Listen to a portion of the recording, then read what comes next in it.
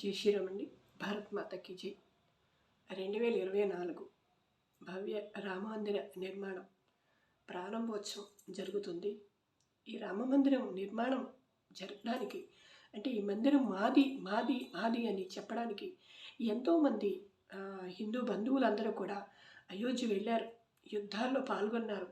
బాబ్రీ మసీదుకు ముఖ్యంగా బాబ్రీ మసీదు కూల్చివేతకు వెళ్ళిన వాళ్ళు ప్రాణాలు కోల్పోయారు, దెబ్బలు తిన్నారు, జీవితాలు కూడా పోగొట్టుకుని లక్షల్లో త్యాగం చేపట్టే ఈరోజు మనకు రామ మందిరం నిర్మాణం జరిగింది అని నేను మనస్ఫూర్తిగా వాళ్ళందరికీ కూడా ధన్యవాదాలు తెలియజేసుకుని, వాళ్ళందరికీ కూడా అంటే ఎవరైతే ప్రాణాలు అర్పించారో వాళ్ళందరూ కూడా భగవంతుడు వాళ్ళ ఆత్మకు శాంతి కలగాలని ఈ సందర్భంగా నేను మనస్ఫూర్తిగా దండం పెట్టుకుంటున్నాను.